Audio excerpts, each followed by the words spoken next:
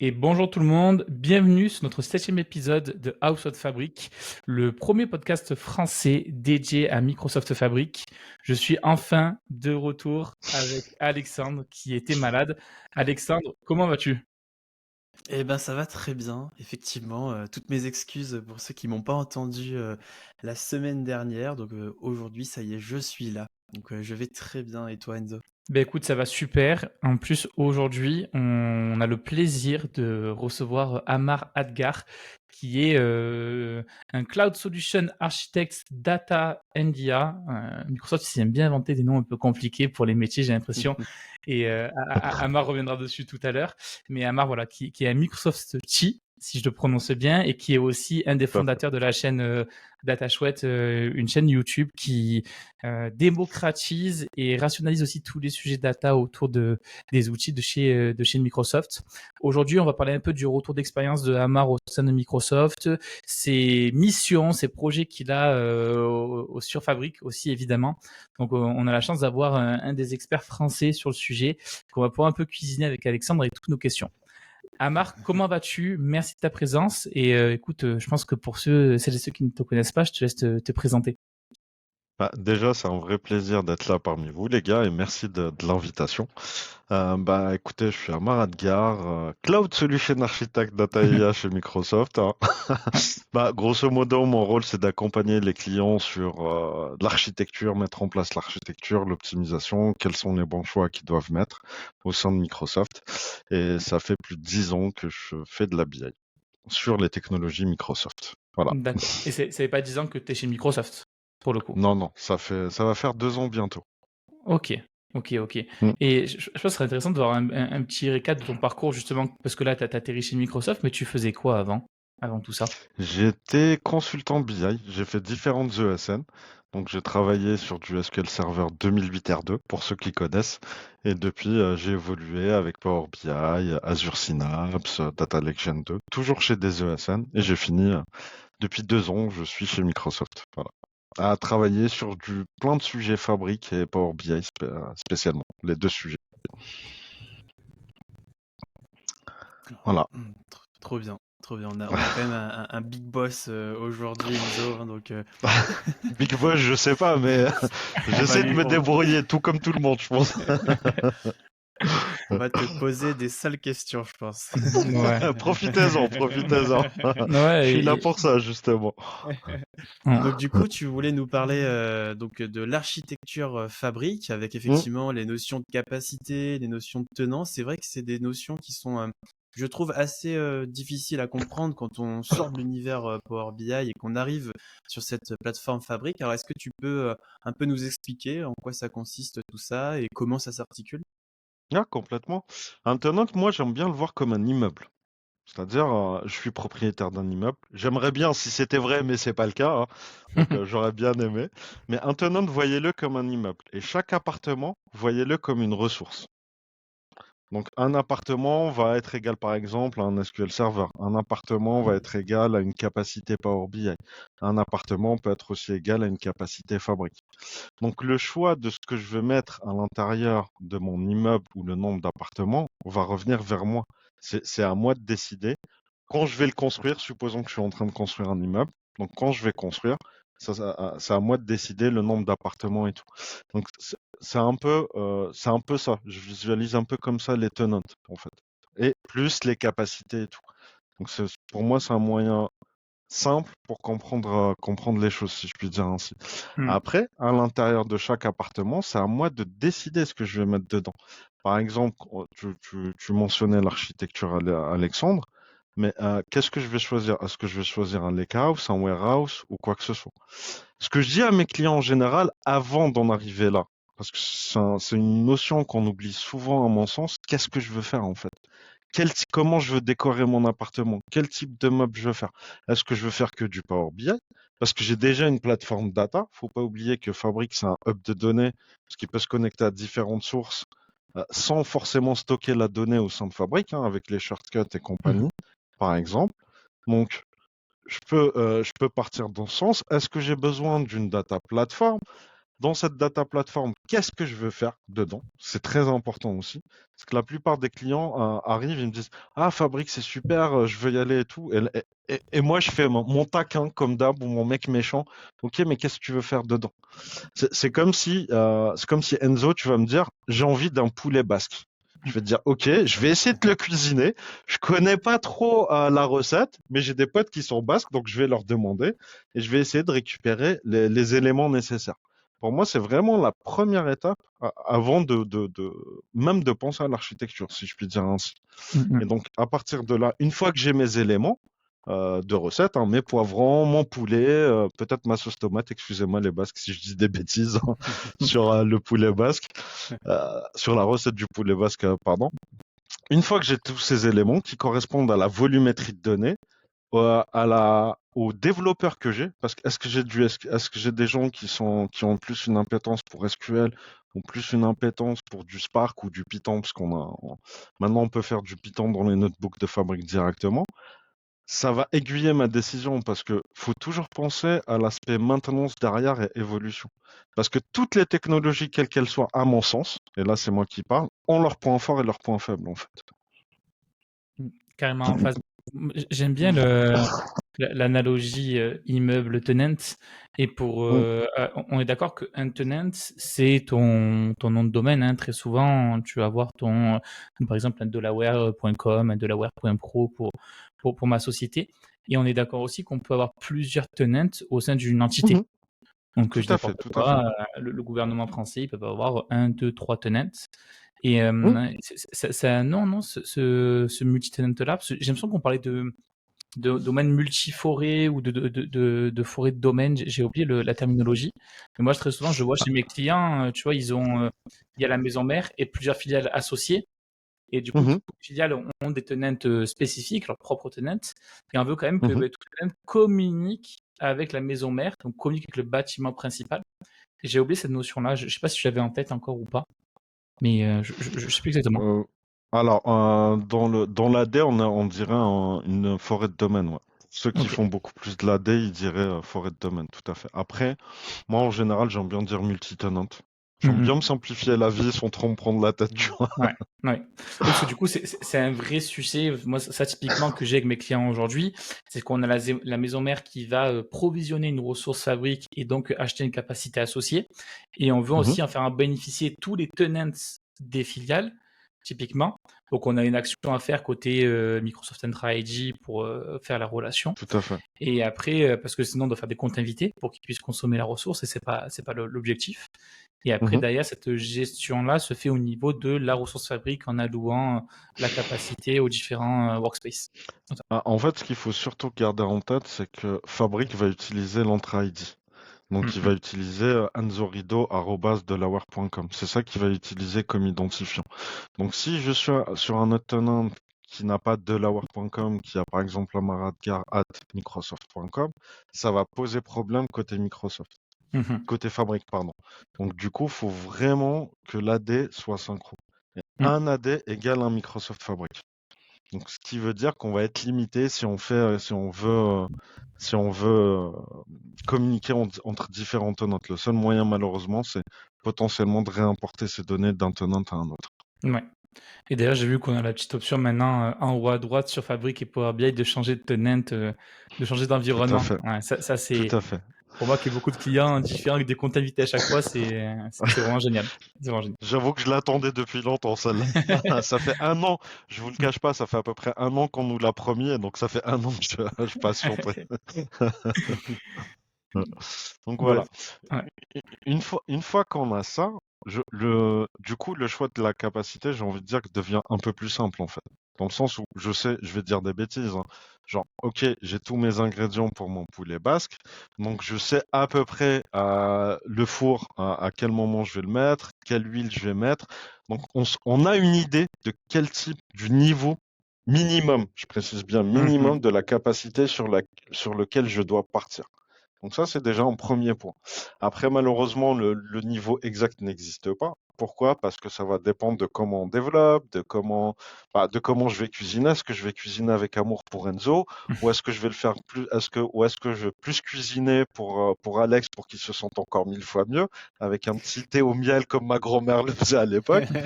Donc, ça va dépendre en fait de comment on va cuisiner ou de comment on va développer. Parce que faut pas oublier que derrière, ça reste des ressources machines. Donc, c'est comme j'ai mon ordi, je peux regarder des vidéos que j'ai téléchargées euh, dessus, je peux faire de l'Excel, mais mon ordi va être limité au bout d'un moment. Donc, on peut avoir un minimum grâce à ça, mais jamais forcément avoir l'exactitude. Et aussi, on va relâcher, je sais pas si je peux dire ça ainsi, mais on va release une calculateur SKU Fabric qui va vous permettre, toujours je précise bien, d'avoir un minimum, de se dire c'est mon minimum, je peux partir à partir de cette capacité.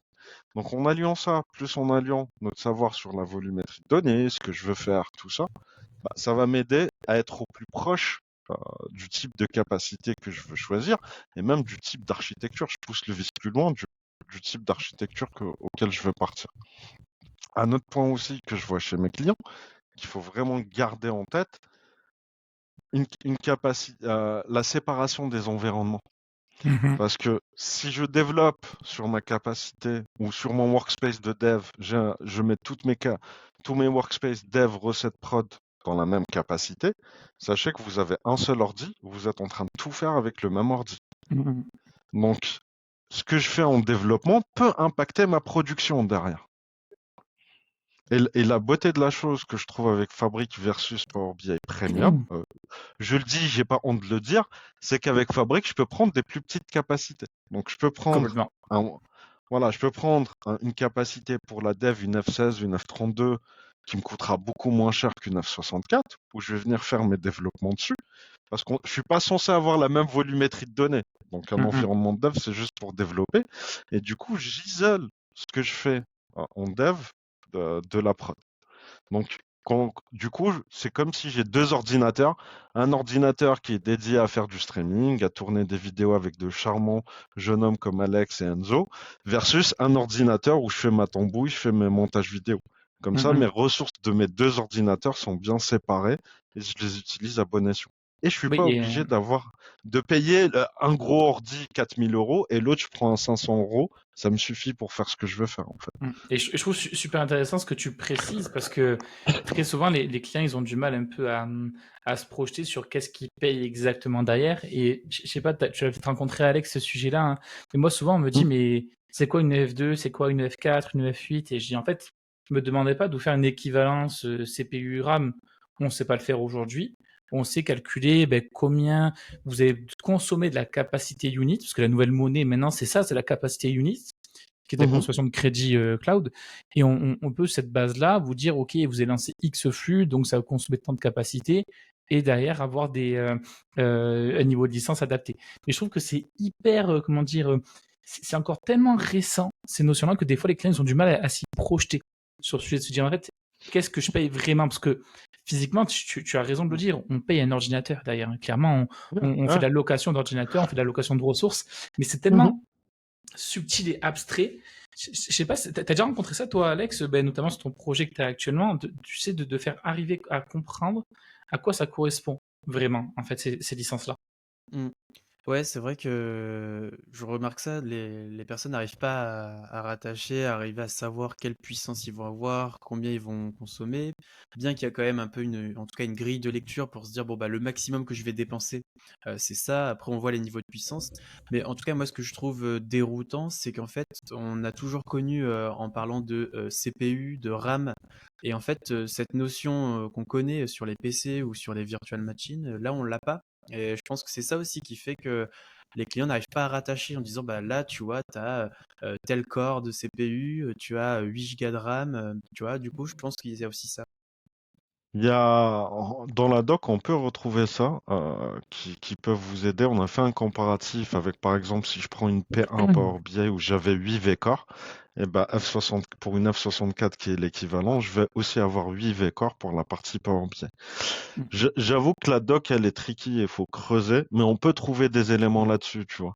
Genre, je sais que si je suis sur une F64 et que je pars sur du Power BI, je vais avoir 8 vCore. Exactement comme une paire 1. Si je pars sur du Spark, je vais avoir beaucoup plus que 8 vCore. Alors, je veux pas dire de bêtises, je me rappelle plus, il y a un calcul exact qu'il faut faire. Je crois que c'est 8 fois 64 ou un truc du genre, qui vous donne le nombre de vCore qu'on peut avoir au niveau des workspaces pour la partie Spark. Et là où je vous rejoins, là où c'est tricky, c'est un coup j'ai 8 vCore pour Power BI, un coup je vais avoir 128 vCore pour Spark, et c'est des notions qu'il faut connaître. Mais on peut les trouver en fouillant dans la doc, en jouant Indiana Jones, mais on peut les trouver, ouais. Et pour moi, Ouais, ça va être ok. des éléments à maîtriser pour des profils. Bah, bon, toi, c'est ton quotidien typiquement à marre, hein. Mm. Mais pour Alex Mm, et moi, ça reste le b.a.-ba à connaître aujourd'hui pour bien en parler aux clients. oui, Typiquement, de bien faire comprendre les notions parce que c'est ce qu'ils vont payer. Et pour moi, il y a des nouveaux métiers qui vont émerger, qui sont déjà présents, hein. Mais la notion de FinOps qu'on n'avait pas beaucoup, je trouve, c'est vrai. dans Microsoft, parce qu'on était en PaaS avec Azure Synapse. Là, on est en SaaS avec Fabric. C'est des notions qui doivent impérativement être maîtrisées chez le client ou alors externalisées, mais dont il faut garder la maîtrise. Sinon, ben, Mm. surfacturation, coûts exorbitants, et voilà. C'est vrai, c'est vrai. Après, Mm. il faut garder à l'esprit qu'on a deux modes dans Fabric. Il y a le mode pass. Effectivement, là, le FinOps va jouer. Ça, c'est très clair et tu as complètement raison. Après, tu as le mode réserve instance, comme pour tous Mm. les trucs d'Azure. C'est-à-dire, je réserve mon instance, par exemple, pour toute l'année. Du coup, je vais payer, je parle des prix publics, je vais payer 5000 par mois. Même si ma capacité Fabric, elle est up tous les jours, je vais payer 5000 euros par mois. Donc, on aura moins, alors, désolé les gars de FinOps, mais Mm. on aura moins besoin de vous parce que je sais que je paye 5000 par mois pour un 8 vCore pour Power BI, 128 vCore pour la partie Spark et ainsi de suite. Et durant toute l'année, je suis à 5000 par mois. Ça Mm. aussi, c'est des notions qu'il faut savoir. Mais par contre, là où je te rejoins sur le FinOps, par exemple, pour un environnement de dev, j'ai pas forcément envie de contracter un an de truc parce que c'est un environnement de dev, je suis pas censé l'utiliser tous les jours. Et là, ouais, ça peut être intéressant, tout à fait. Mm. Oui, puis après, Mm. sur la réservation, si je peux juste rajouter un petit truc, c'est qu'en fait, on peut dépasser aussi cette réservation-là. On peut faire on peut faire du dépassement de forfait. Et nous, on l'a vu chez des clients où tu as certes une réservation de 0 à 100% de consommation. Par contre, à Mm, partir de 101% de conso, ben, t'es pas bloqué. Alors, tu as plein de moyens. ouais, C'est pas le but, hein, de parler de ça, mais tu as le bursting, le smoothing qui évite c'est ça. de Ouais. faire du dépassement. Mais ce dépassement-là, après, il est facturé en pay as you go, donc 40% plus cher aussi. Et en Ça soi, dépend. ouais, on a quand même besoin de contrôler, tu vois, je trouve, cette consommation-là pour éviter de faire du 100% et de faire du dépassement. C'est dans ce sens-là, tu vois, je te disais Non, que les FinOps, on va en avoir besoin, c'est d'éviter de faire de dépasser sa capacité réservée pour être facturé plus cher. Typiquement. non, je comprends ton approche, mais tu vois, pour le bursting, par exemple, ce qu'il faut savoir, c'est que nous, on va vous louer jusqu'à x3. Mhm. C'est-à-dire, si vous avez 8 vCore, on va vous donner maximum x3. Donc, on va avoir au final 24 vCore. Mhm. Après, tu as raison, si on dépasse ces fameux 24 vCore, là, va y avoir de la facturation en mode pass. Tu as tout Ouais. à fait raison là-dessus. Mm. Après, d'où l'intérêt d'avoir des environnements derrière qui vont nous permettre de maîtriser tu sais, la partie production, où c'est là où je suis censé avoir Clairement. le plus de Mm, données, et c'est là où le FinOps il va avoir un atout majeur, je suis d'accord, oui. mm. Mm. Carrément. Non, je suis hyper en phase. Hyper en phase. Mm, complètement, complètement. Donc une fois que j'ai ça, donc une fois que j'ai mon espace de dev, de prod, de recettes, euh, bah, là le choix de l'architecture, il y a deux architectures on va dire, euh, qui mène le jeu, si je puis dire ça. Il y a la partie data mesh, pour ceux qui connaissent, et il y a la partie classique, si je puis dire ainsi, où tout est centralisé dans un seul lakehouse, et après, je vais venir faire mes rapports. Et la partie data mesh, ce qu'il faut se dire, ce que j'aime bien, hein, c'est qu'en fait, c'est pas forcément centralisé. Ça veut dire que Mhm. l'équipe finance va avoir son lakehouse ou warehouse, l'équipe marketing va avoir son lakehouse et warehouse, ce qui crée un rapprochement entre les équipes métiers et les équipes IT. On sait que l'IT et les métiers ont toujours du mal à discuter ensemble, mais avec le data mesh, ça permet d'aider. Et il y a l'approche classique, encore une fois, où je mets tout dans un lakehouse ou un warehouse, et ainsi de suite. Et pour moi, encore une fois, le choix d'architecture va si je pars sur un lakehouse ou un warehouse, ça va plus dépendre de mon impétence, dans le sens où Moi, j'adore tout ce qui est Spark, donc je vais forcément partir sur du Lakehouse. Il y a des Mhm. gens qui aiment SQL, je pense au DBA, j'ai plein de collègues qui adorent tout ce qui est SQL. Ils vont plus partir vers le warehouse ou vers les nouveautés qui ont preview et qu'on a annoncé à Ignite, c'est le SQL Database. Mhm. Les deux mondes sont possibles. Avec, et encore une fois, chaque techno a ses avantages et a ses défauts. Carrément, franchement, j'aurais pas pu dire mieux pour le coup. J'aurais pas pu dire mieux.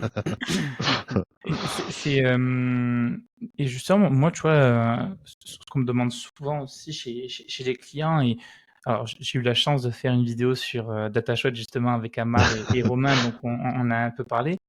Mais moi, ce qui remonte souvent du retour d'XP que j'ai chez les clients, c'est un peu fouillis, c'est un peu le bordel. Il y a plein de ressources de partout, il y a plein de workloads de partout, il y a plein d'expériences.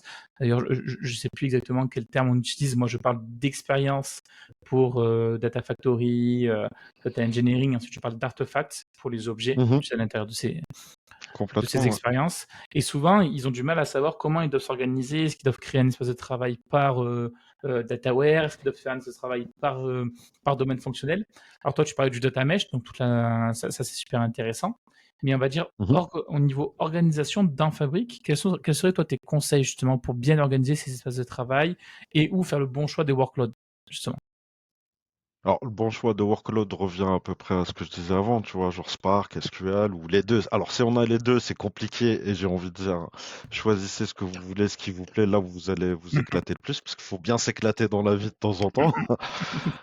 Maintenant, sur l'organisation, ouais, c'est quelque chose que je vois chez mes clients, ils mettent tout dans le même workspace, par exemple. Donc, je mets mon lakehouse, je mets mes rapports Power BI, je mets mes Mhm. semantic models. C'est comme je mélange le fameux dicton quand on mélange les serviettes et les torchons. Mhm. Le truc pour moi sur l'organisation, les questions qu'il faut se poser, qui doit avoir accès à quoi? Ah Parce oui. que si je mets mes notebooks et mes rapports Power BI dans le même workspace, ça veut dire que potentiellement mes end users vont voir ces notebooks. Mhm. Et selon le niveau de droit que que je leur donnerai, ils pourront peut-être même les manipuler. En fait, moi, ce que j'aime bien faire, c'est déjà organiser d'un point de vue fonctionnel les workspaces et ensuite séparer les workloads par workspace. Comme ça, d'un point de vue droit, ça devient beaucoup plus simple pour moi, en fait. Parce Mhm. que le workspace Power BI, si je veux que mes end users y aient accès, je leur donne. Mais comme ça, mes workspace notebook, par exemple, Lakehouse et compagnie, je mets mes data ingénieurs dedans, en fait. Mhm. Et donc, du coup, comme ça me permet de segmenter les droits et d'avoir une gestion, si je puis dire, plus facile des droits sans descendre forcément au niveau des items. Parce qu'on peut aussi donner au niveau des items, mais ça me simplifie la vie et même d'un point de vue gouvernance, ça devient plus simple. Ouais, c'est pour ça aussi que le nommage des workspaces est ultra important pour se retrouver et tout. Et ouais, en hommage, justement, est-ce que tu mets en place des politiques de naming, notamment? Alors, Tu fais comment ça? j'ai pas forcément le droit là-dessus, parce que c'est là Ouais. où ma limite s'arrête en tant que Microsoftie. Mais en général, le conseil que je donne à mes clients, c'est quel est le nommage qui vous permet le plus et le plus rapidement d'identifier à quoi sert ce workspace. Ok. C'est plus ça. Et surtout, si on a, comme tu disais, je reprends ton exemple Enzo, hein, imagine que j'ai plusieurs entités de mon entreprise ou plusieurs filiales de mon entreprise qui vont venir utiliser cette capacité. Donc, ça peut être intéressant de commencer le nom de ces workspaces par le nom de la filiale. Ensuite, dire est-ce que c'est pour Power BI, est-ce que c'est pour du data engineering. C'est des trucs qu'on peut décider. En tout cas, il faut que ça soit vraiment significatif et qu'on arrive vite à le comprendre. Et séparer, comme je l'ai dit, hein, séparer ses workloads. Voilà. Je vais pas cuisiner du couscous et le poulet basque et mettre les deux en même temps. Je vais les Ouais. garder séparés et profiter des deux séparés, tu Tu nous donnes presque faim, hein, midi 01, vois. Tu quand on m'étonnes. enregistre le podcast. Mais Je- du coup, ouais, c'est bien de séparer ces workloads et les workspaces sont là. On a aussi la notion de domaine qui est intéressante. Euh, la notion de domaine, moi, j'aime bien l'utiliser vraiment dans un aspect fonctionnel, dans le sens regrouper fonctionnellement mes workspaces. dire que tous ces workspaces sont dédiés au domaine finance, tous ces workspaces sont dédiés au domaine marketing ou IT. Du coup, encore une fois, en termes de simplification et gouvernance, ça nous aide à aller plus vite. Parce que, je sais pas pour vous, mais moi, j'avais un client qui avait 4500 workspaces. J'ai envie de dire, pour tous les retrouver, si t'as pas bien nommé, ça va être galère. Ouais, clairement. C'est clair, c'est clair. Et donc là, t'es au niveau, donc là on est descendu au niveau du workspace, on a parlé du domaine. Est-ce que tu vois après, je sais qu'ils ont introduit, alors là on va vraiment dans la granularité la plus fine, mais il y a la notion de dossier aussi pour ranger, ça c'est quand même plutôt Oui, pas mal. ouais. Les Bon dossiers, c'est après, sympa, ouais. Ça permet bah, comme tu l'as dit, hein, de ranger les choses, c'est-à-dire au sein de mon workspace. Donc, j'ai le choix de ma capacité, dev, recette, prod, ou data mesh ou pas data mesh. Ensuite, je peux descendre au niveau workspace pour séparer les workloads. Et quand j'arrive au niveau dossier, c'est vraiment pour ranger les choses. Ce qu'il faut savoir, malheureusement, c'est que je peux pas mettre des droits sur mes dossiers. Donc, il faut garder en tête que les gens qui ont accès au workspace vont avoir accès au dossier. Donc, ça sert simplement pour ranger. Moi, je suis un techos, donc ce que j'aime faire, c'est avoir un dossier pour les sémantiques modèles, un dossier pour les rapports Power BI, un dossier pour les notebooks, et ainsi de suite. Ça me permet d'aller vite, justement, quand je dois chercher un truc, en fait. ok. Aujourd'hui, t'as pas forcément de bonnes pratiques à communiquer là-dessus sur les dossiers. Non, c'est toujours que ça soit workspace ou dossier, qu'est-ce qui vous aide à chercher plus vite? En quoi Ok. vous êtes à l'aise en fait? L'objectif, il est là. Parce qu'il faut toujours penser à la personne qui vient après nous. Moi, c'est ce que je dis toujours, hein. On n'est pas éternel, on n'est pas éternel malheureusement. Donc la personne qui vient après moi, comment elle peut plus vite euh, trouver les choses, s'adapter, ainsi de suite. Ok. Ils ont aussi introduit un truc très cool, je trouve. C'est, alors je sais pas exactement le nom, mais c'était ça fait une notion de tag un peu, hein, où tu viens taguer en Ouais. disant bah ça c'est visualisation de données, ça c'est un lieu de stockage, ça c'est pour préparer la donnée. Et du coup tu peux constituer en fait visuellement ton architecture avec Mhm. effectivement bah, du coup tes sources de données, comment tu les transformes, ton architecture avec tes différents Legos, etc. Et tu as une notion de tag aussi, en plus des dossiers. Et je trouve que c'est plutôt pas mal aussi pour rechercher un élément en plus. Complètement, c'est vraiment fait. Et justement, ça a été fait par rapport à ce qu'a dit Enzo. Faut se le dire, hein, au début, c'était le fouillis. C'était le fouillis, j'ai 36 000 choses, comment je me retrouve, C'est vrai. comment je gère tout ça. Et en fait, la notion de tag, la notion de dossier, la notion de C'est type de One tâche, c'est ça, Catalog, ils appellent ça type de tâche. voilà. One Catalog qu'on vient de sortir, ça permet justement de s'organiser. Après, ça reste de l'être humain, même si on peut demander à Copilot de nous dire des règles de nommage. Mais encore une fois, quel est le meilleur moyen pour que j'aille vite dans ma recherche, en fait? Hmm, ok. Avant de parler des fonctionnalités, je voulais juste pour les auditeurs qu'on récapitule, du coup, qu'on fasse une synthèse de toute la granularité, parce que c'est vrai que je trouve encore difficile, tu vois, à tout comprendre. Donc Hmm. en gros, on a dit, donc un tenant, c'est l'immeuble. Après, à l'intérieur, du coup, il y a quoi? On rattache une capacité? Non, c'est la capacité, C'est après, ça. on la rattache à un workspace, au tenant. L'appartement égale à la capacité, tu vois. Ok, L'appartement l'appartement. égale à la capacité. Les Ok, pièces égale au workspace. ok. Donc, est-ce que j'ai un 3 pièces? Est-ce que j'ai un 2 pièces? Bon, si j'ai un studio, c'est un peu galère, mais supposons que j'ai pas du tout de studio. Donc, j'ai un minima de 2 pièces. Donc, les workspaces, c'est les trucs. Et ce que je mets à l'intérieur, eh ben, c'est mes meubles. Ok. Et les meubles, c'est, on va dire, les outils que tu utilises. En gros, c'est un Power peu ça. Ok. BI, compagnie. Supposons que l'armoire, c'est mes dossiers, par exemple. Ok. Ok, clair. C'est super cette analogie, en tout cas. Je Mm. trouve que c'est quand même beaucoup plus compréhensible. Donc, Ok. moi, ce qui me manque aujourd'hui, si je fais une petite critique à Marc et fais passer le Vas-y, message, vas-y, vas-y. c'est qu'il manque vraiment de la granularité sur la sécurité des dossiers. Alors, je sais pas si c'est quelque chose qui va arriver, mais j'espère qu'un jour, on pourra faire de la sécurité sur les dossiers et sous-dossiers. Ça évitera de faire des multi-workspace et de dédoublonner parfois des choses qui n'ont pas besoin, qu'on dédoublonne juste pour sécuriser, entre guillemets, ce qui peut un peu alourdir voilà, ces notions-là. Donc voilà, ça c'est un petit message que Non, j'espère que c'est dans t'es les pas le dossiers. seul à l'avoir fait passer, Ouais. t'inquiète, je te rassure. J'espère que dans les dossiers T'es pas le seul. Et après, pour le naming, moi, ce que je fais souvent, c'est je fais des choses très simples. Donc, un workspace, c'est toujours un WS underscore le nom de workspace. Et pour les artefacts, quand je fais un Dataflow Gen 2, ben, je fais un DF underscore. Quand je fais un DWH, je fais un DWH underscore, un lakehouse, un LH underscore, pour vraiment toujours nommer l'artefact correctement. Avec après derrière la notion fonctionnelle, c'est du dev, du prod, la zone bronze, gold, etc. Pour rendre bien identifié, parce qu'il faut savoir qu'en effet, ça peut être vite le fouillis. Par contre, déjà avec le data catalog, on retrouve tout plus facilement, Rapidement. un peu plus facilement. Mhm. En lineage, c'est plus clair aussi dans le schéma graphique. Et surtout dans la zone de recherche, parce que maintenant, on a une zone de recherche quand même qui est disponible. Quand on tape LH underscore, on a tout de suite tous les artefacts qui correspondent à notre saisie.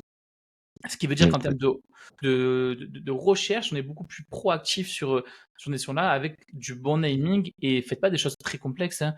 Faites du bon sens et on peut très bien, comme tu disais Amar, demander à un copilot ou à ChatGPT, enfin c'est la même chose, continuer de le C'est faire vrai. pour nous et Mhm. honnêtement, voilà, n'allez pas chercher des choses trop complexes. Le but c'est que ça vous parle, mais il faut le faire. Par contre, c'est indispensable, sinon vous n'allez pas vous retrouver dans vos devs et c'est un peu complexe.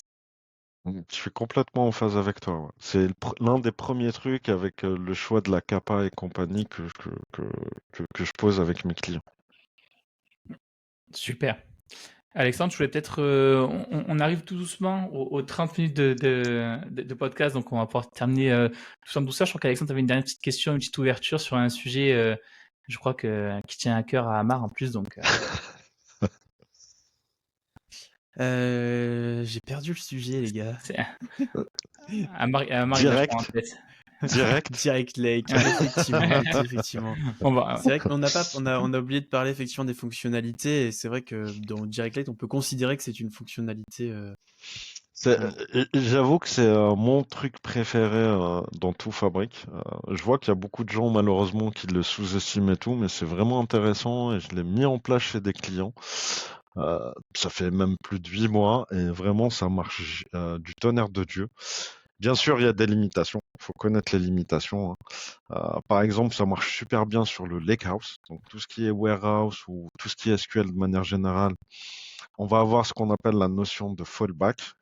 En fait, quand le direct lake ne marche pas, pour ne pas empêcher le bon fonctionnement des choses, ça se transforme en direct query en dessous. Donc c'est ce qu'on appelle la notion de fallback.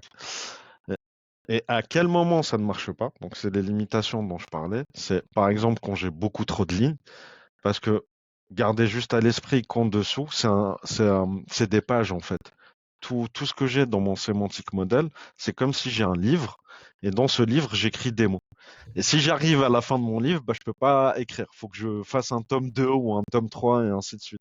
Là, c'est à peu près le même principe. Au lieu de faire un tome 2, bah, en fait, il fait ce qu'on appelle un fallback, il fait du direct link. Donc, pour tout ce qui est création de vues en SQL ou passer par le SQL endpoint avec des vues, on va perdre ce fameux direct link.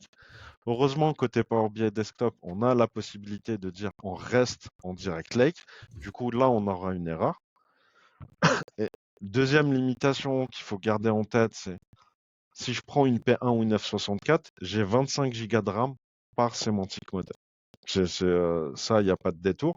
Donc, si j'ai une colonne, et ce qui me paraît normal, qui va dépasser, j'exagère, hein, mais qui va dépasser ces 25 Go de RAM, bah, je ne vais pas pouvoir charger ma donnée. Parce qu'en fait, le Direct Lake charge la donnée au niveau de la mémoire. Et il charge que les colonnes dont c'est nécessaire.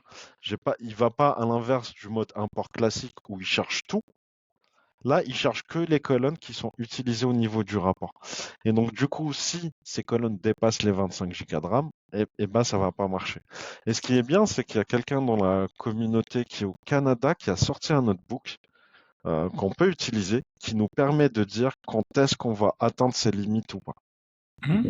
Donc, déjà, En temps réel ou pas? C'est le Semantic Link Lab ou c'est rien à voir? Non, non, non, c'est complètement quelqu'un d'autre en fait qui l'a fait. Je vous Mhm. partagerai à l'occasion ce fameux notebook et tout, il n'y a pas de souci.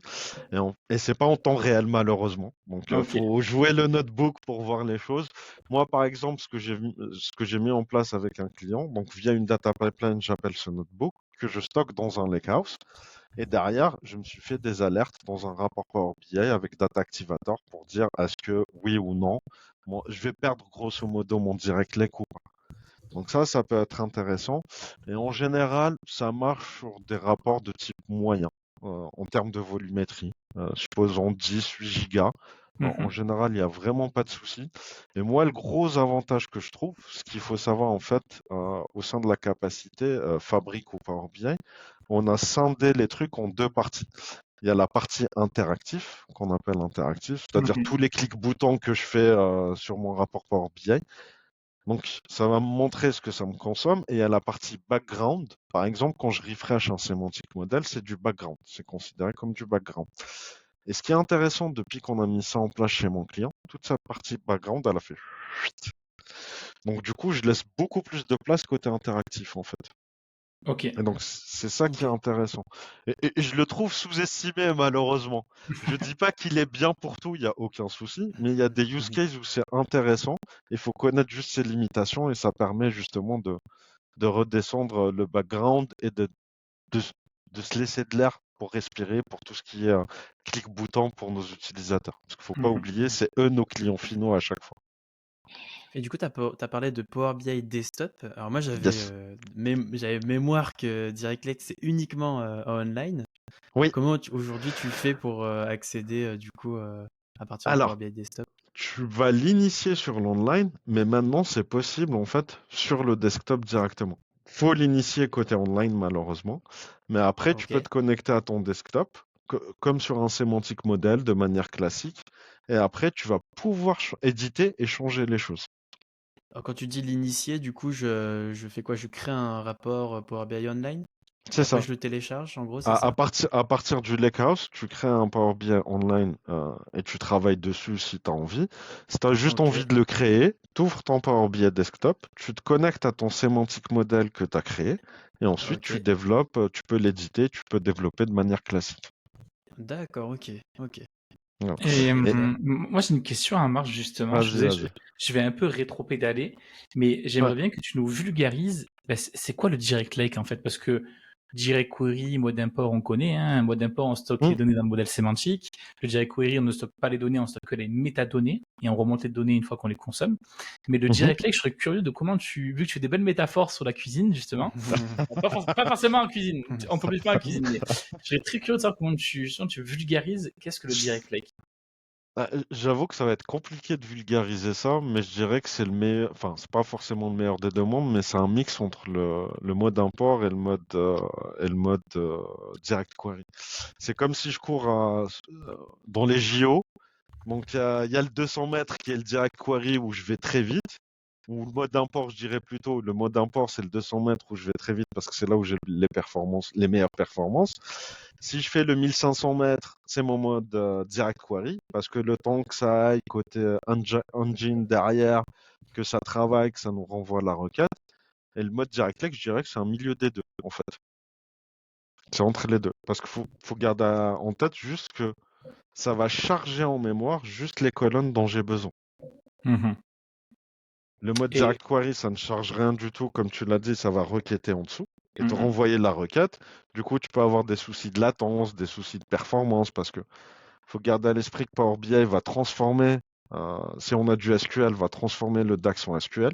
Et il Mhm. faut se le dire, on n'a pas la main sur comment il crée la requête SQL, donc elle peut ne pas être performante. Le mode import, je charge et je travaille en interne. Ok, bon, après, Ok. c'est un exercice compliqué de vulgariser, comme tu dis, Ouais, Direct Lake. sur ce plan-là, ouais, Ouais, j'avoue. ouais, c'était le petit challenge de fin de podcast, c'est pour ça de 20 épisodes. Non, non, c'est bien, c'est bien, c'est bien. Bah, si j'en trouve, si je trouve un truc, je reviendrai dessus avec. Carrément, de toute façon, on mettra aussi ton profil LinkedIn et la chaîne Data Chouette pour qu'on puisse, Avec tu vois. plaisir. Super. Alexandre, un petit dernier point peut-être pour conclure? Alors franchement, si on arrive à faire en quelques minutes, je serais content. Tout à l'heure, tu as parlé de shortcut et tu as dit donc il n'y a Oui, pas de stockage. Est-ce que oui. on peut rapidement faire une petite parenthèse là-dessus du coup? Ouais, complètement. Les shortcuts, c'est comme un raccourci en fait. Faut le voir vraiment, genre je suis en train de conduire. Donc j'ai mon GPS qui me donne une longue route et parfois on peut dire route rapide. Donc fais-moi un raccourci. En fait là, c'est à peu près le même principe. C'est un raccourci pour aller lire ta donnée à l'extérieur. Ça ne fait que lire. Ok, et tu la stockes pas du coup. Voilà. Vu que je viens Juste tu lire, la présentes. voilà, je prends mon raccourci pour aller plus vite. Donc, je D'accord, prends ok. pas le long chemin, je prends juste un petit raccourci pour aller plus vite. Bon, en général, quand vous êtes avec moi, m'écoutez pas, ne prenez jamais le raccourci, suivez le GPS. Mais grosso modo, c'est vraiment ça. Et c'est pour ça qu'en français, ça s'appelle raccourci. D'accord, ok. Ok, Et c'est vrai que très clair. ça, les shortcuts, c'est vraiment, enfin, moi, en tout cas, je vois, c'est une petite folie pour les clients qui ont, alors, entre les shortcuts et le mirroring, surtout, alors, c'est vraiment deux sujets qui, pour le coup, ne font pas la même chose, hein. Parce que shortcut, Mhm. on ne le stocke jamais chez nous. On ne récupère que de l'information on la consomme. C'est un peu un direct query, en fait, hein, le shortcut, hein. Moi, je le vulgarise comme ça souvent. C'est la Ouais, donnée ne remonte tu peux. que lorsqu'on a besoin. Et je trouve que c'est une petite folie parce que quand on a une pléthore de systèmes, de BDD différents, de RP différents, ça peut parfois accélérer les développements et des devs qu'on ne peut pas faire avant. C'est Mais vraiment, c'est génial. Mais même plus que ça, moi j'aime bien l'ouverture qu'on a eue, même avec Snowflake, maintenant on peut aller dans les deux sens. Ce qui est intéressant, c'est on va se le dire, il y a de la politique parfois, genre moi je préfère rester sur Snowflake, moi je préfère faire ci et Mhm. ça. Et en fait, on voit que les éditeurs de manière générale sont en train de s'ouvrir les uns aux autres, ce qui n'était pas le cas avant, pour justement plus aider réellement les équipes IT et le métier.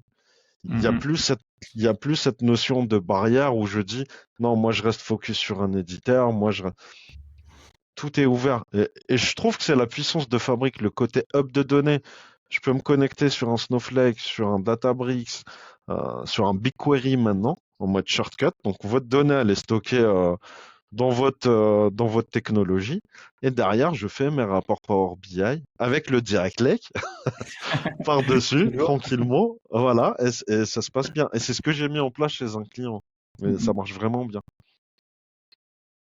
Voilà. Ok. Et par contre, si je me trompe pas, tu peux pas forcément écrire partout, en tout cas, dans une base de données. Tu peux pas forcément écrire, déposer ton fichier quelque part, vraiment qui serait hors Microsoft, Avec par Fabric, exemple. tu peux, parce que tu as les data pipelines, par exemple. Donc, tu as les connecteurs. Donc, tu peux t'amuser à dire j'écris ailleurs.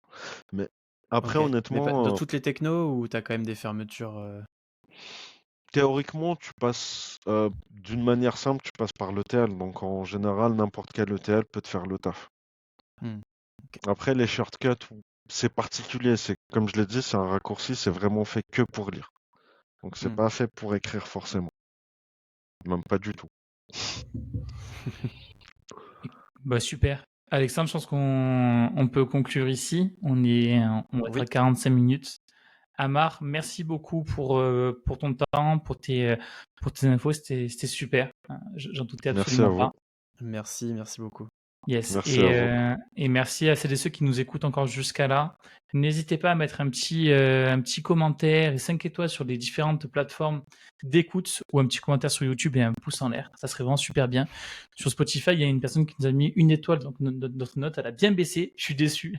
Donc j'espère qu'on aura une personne qui pourra nous mettre 5 étoiles ou plusieurs pour remonter un peu tout ça. En tout cas, si le cœur vous en dit. Alexandre Amar, Et je vous souhaite une... Oui, Amar, peut-être ouais, conclure. surtout Ah, n'oubliez pas de vous abonner à leur chaîne House of Fabric sur YouTube, les gars. ouais, c'est vrai, on n'a pas encore tous les réflexes de youtubeur. Et à data chouette. Et à data chouette. Ah ouais, surtout, surtout. Messieurs, merci beaucoup. Je vous souhaite de passer de très bonnes fêtes de fin d'année. Amar, on espère un Merci. autre épisode hein, en Avec 2025 plaisir. Pour, Avec plaisir, les gars. pour faire la suite. Merci beaucoup. Au revoir, Merci, messieurs. merci beaucoup. merci. À Au plus. revoir. Ciao, À ciao. plus. Ciao, ciao.